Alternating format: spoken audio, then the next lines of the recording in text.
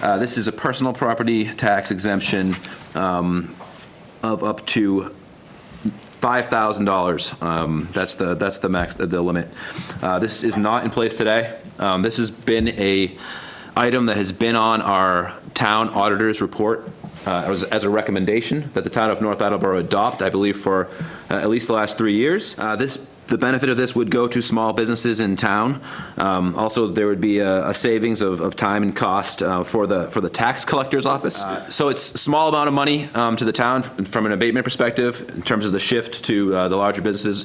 It's a very small amount. I would say it's practically unnoticeable, and it's going to save the tax collector's office a bunch of time, probably some money, allow them to focus on some other things. I did get some updated numbers late this afternoon from the collector. It turns out it was more than 100. It was closer to 500 bills out of 778. Now, the total tax collected in first quarter 21 came to $291,000, and that total came only to $8,000. Collector did an assessment and looked at the bills, the number of them. He showed me a couple of them, and we do have some bills that are 12 cents, 19 cents, $2.24, and then roughly it's about $4 of our time just to send that bill out.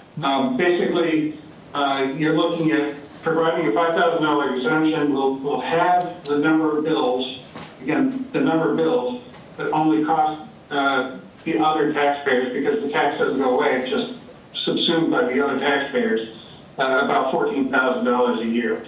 So you're getting less than half the bills and eliminating, trying to collect $14,000, which is actually passed on to the other taxpayers.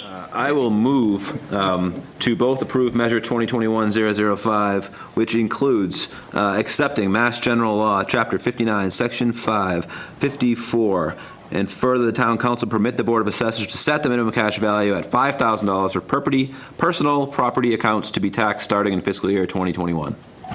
Second. Motion for Mr. Pare, a second for Mr. Lennox. Any further discussion? Yes, that's 8-0 with one abstention. We are going to talk about the recommendation of the Finance Subcommittee on expanding the parameters of exemption 41C, which applies to seniors. It's an exemption specific to seniors in our town. The town has the option to lower that down to age 65.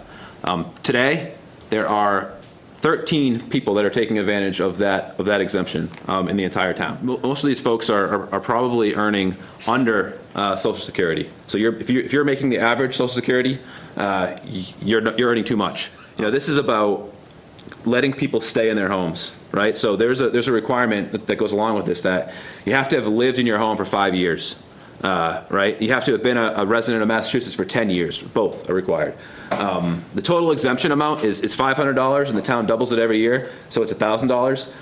Effectively, that's a $13,000 abatement for the town that we're moving on to other taxpayers. If it comes in at 10, it's going to be $10,000. If it comes in at 6, it's going to be $6,000. We're within a very I think a reasonable range, and the financial impact is very small to us as a town, and if you spread that up amongst all of our taxpayers. But to these people who are going to lose their homes potentially because of this, it's a huge impact. The price tag is well worth the benefit that it would deliver to some of the most needy people in our town.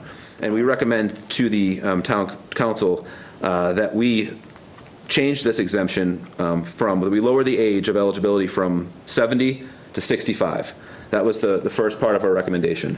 The second part of our recommendation is that we request that the town manager also increase the income brackets.